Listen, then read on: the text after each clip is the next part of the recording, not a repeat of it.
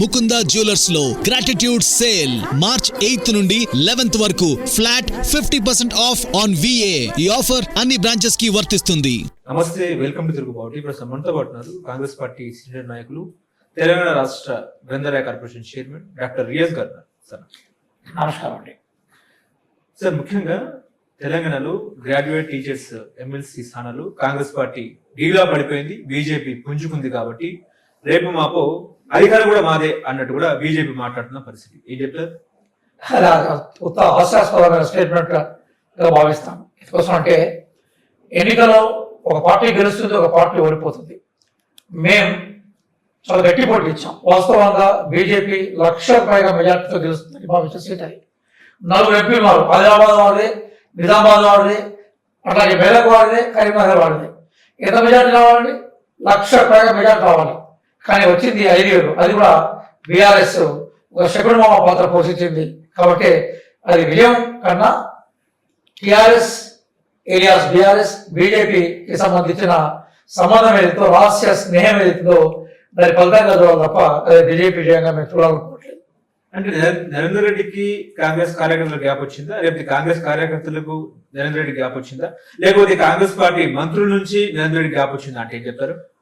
మందు గారు అంటే గ్రాడ్యుయేషన్ ఎలక్షన్ సంబంధించిన ఓటింగ్ సరళి అలాగే ఓటర్లకు సంబంధించిన విషయాలు అర్థం కాకుండా ఈ అనాలిసిస్ చేయడం చాలా మందికి సాధ్యం కాదు. అదే జరుగుతుంది ఇప్పుడు.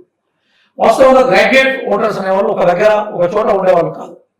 రకరకాల ప్రాంతాల్లో, రకరకాల వృత్తుల్లో, రకరకాల సముదాయాల్లో ఉంటారు. వారిని గుర్తుపట్టడం చాలా కష్టంగా ఉంటుంది.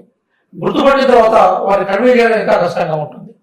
ఒక వేవ్ క్రియేట్ చేసి ఆ వేవ్ ద్వారా గెలిచే ప్రయత్నాన్ని ఏ రాజకీయ పార్టీ చేస్తుంది. సహజంగా 4 పార్లమెంటు స్థానాలను బీజేపీ గెలిచిన తర్వాత బీజేపీకి అనుకూలమైన వాతావరణం అక్కడ ఉంది. నేను గ్రౌండ్ రియాలిటీ మాట్లాడతాను. కానీ ఆ అనుకూలత గెలిపించే రీతిలో లేదు. ఎందుకంటే మేమే మెజార్టీ ఎమ్మెల్యే సీట్లు కైవసం చేసుకున్నాం. కానీ బీఆర్ఎస్ క్యాండిడేట్ పెట్టకపోవడం, ఆ బీఆర్ఎస్ మధ్య శ్రేణి ఏదో బీజేపీకి చాలా సందర్భాల్లో బహిర్గతంగా, కొన్ని సందర్భాల్లో అంతర్గతంగా సపోర్ట్ చేయడం వాళ్ళ కలిసి వచ్చింది. అదే సందర్భంలో నరేందర్ రెడ్డి గారు ఎవరుతుండ్రో వారి పట్ల అంతకుముందు కార్పొరేట్ సెక్షన్స్ నుంచి బయటకు వచ్చిన వ్యక్తి, మంచి ఎడ్యుకేషన్ ఇచ్చిన వ్యక్తి. ఆయన ఇప్పుడు వేల మందిని అంతకుముందు ఆంధ్ర నుంచి వచ్చే ఇన్స్టిట్యూషన్స్ ధీటుగా ఇన్స్టిట్యూట్ నడిపిన వ్యక్తి. కానీ అతన్ని వ్యక్తిగతంగా టార్గెట్ చేసుకుని విపరీతంగా సోషల్ మీడియాలో వీడియోస్ క్రియేట్ చేశారు. ఆ వ్యక్తిగత వీడియోలను కౌంటర్ చేసే క్రమం ఆయన సరిపోలేదు, సమయం సరిపోలేదు. ఆయన ప్రజలతో మమేకమయ్యే ప్రయత్నం చేశారు. ఆ గ్యాప్ ఏదైతుందో అది కూడా బీజేపీకి అనుకూలించిందిగా మేము భావిస్తాం. ఇప్పుడు గ్రాడ్యుయేట్ ఎమ్మెల్సీ ఎన్నిక కాంగ్రెస్ పెద్దలకు షాక్ ఇచ్చింది అనుకోవచ్చా? షాక్ అంటే ఏంటి? మాకు మీరు చెప్పినట్టు 5,000 ఓట్లు రాకుంటే 3,000 ఓట్లు రాకుంటే మేము బీజేపీ అభ్యర్థి ఫస్ట్ రౌండ్ లోనే గెలిచిన సందర్భం కాదు కదా. 2వ రౌండ్ లో అది కూడా పూర్తిగా కోటా కూడా పూర్తి కాదు కదా. కోటా నిండకుండా ఉనాంలో 3rd అభ్యర్థి ఎలిమెంట్ అయిన తర్వాత 2nd రౌండ్ లో ఉనాంలో మెజార్టీ ఉంది అని ప్రకటించారు. మీరు చెప్పినట్టుగా షాకులు గీకులు ఎక్కడ ఉంటాయంటే మేము ఫస్ట్ రౌండ్ లో ఓడిపోయి ఆయన ఒకటో ఆకాశాన్ని ఎత్తుకొని వాతావరణం ఉంటే మీరు చెప్పిన కామెంట్ ఉంటుంది. ఒకసారి నాకు ఆశ్చర్యం ఏంటంటే చాలా యూట్యూబ్ ఛానల్లో భారీ మెజార్టీ బంపర్ విక్టరీ అంటున్నారు. అది భారీ మెజార్టీ బంపర్ విక్టరీ అయితే సార్, భారీ మెజార్టీ బంపర్ విక్టరీ అంటే మన ప్రియాంక గాంధీ గారు గెలిచారు కదా, అది భారీ మెజార్టీ బంపర్ విక్టరీ. ఇది కాదు. ఒకసారి బేసికల్ ఏంటంటే బీజేపీ విక్టరీ మనం గుర్తించాలి. ఇట్లాంటి దేశాలు పరిస్థితులు కూడా అనుకూలంగా ఉన్నాయి, అనుకూలించాయి కూడా. కారణం ఏంటంటే ప్రసన్న హరికృష్ణ కూడా కాంగ్రెస్ వైపు నుంచి టికెట్ కోసం ఆశించిన వ్యక్తి. సహజంగా అతను కూడా అక్కడ చేర్చుకునే ప్రయత్నం చేసింది కాంగ్రెస్ పార్టీ, కానీ పోటీ చేయాలనుకున్నాడు.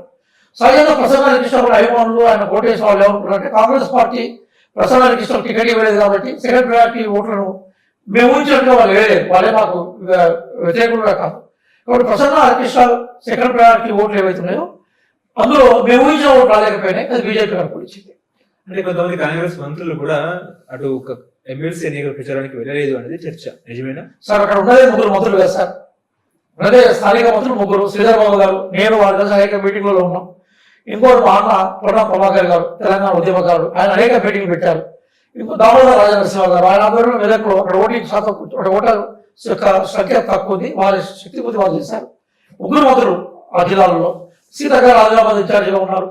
అలాగే మాకు జూపల్లి గారు వైపు ఆయన అక్కడ SNBCలో ఆ వరద ప్రమాదాలకు సంబంధించిన ఇష్యూస్ తీసుకొని మళ్ళీ ఇక్కడ క్యాంపెయిన్ తీసుకొని మంత్రులు అందరూ ఇన్వాల్వ్ అయినారు, ఎమ్మెల్యేలు ఇన్వాల్వ్ అయినారు, మంత్రులు ఇన్వాల్వ్. ఆ విషయాన్ని నేను కాదు నరేంద్ర రెడ్డి గారు స్వయంగా చెప్పారు. జరిగింది ఏంటంటే ఆ సందర్భంలో కొన్ని భౌతిక పరిస్థితులు మా వ్యూహాల్లో మేము ఇంకా అనుసరించాల్సిన కొన్ని అంశాలను పరిలో తీసుకోలేకపోయినాం. అది మా ఓటర్ చెప్తాం. కానీ అంటే బీజేపీ వ్యక్తులే, కానీ మీరు అన్నది బంపర్ వ్యక్తులు లేదా మొత్తం earth shaking earth moment create చేసిన వ్యక్తులే ఒక భూకంపం భూకంపం అని మీరు అడగలుగుతారు. ఇప్పుడు ఏమన్నాను, మొదటి రౌండ్లో గెలిస్తే మేము యాక్సెప్ట్ చేసేవాళ్ళం, అది జరగలే కదా. మీరు కోటా కూడా పూర్తిగా రాలే కదా, ఉన్నదాంట్లో మెజారిటీ ప్రకటించారు. విక్టరీ కానీ అది లాయర్ స్థాయి విక్టరీ మాత్రం కాదు.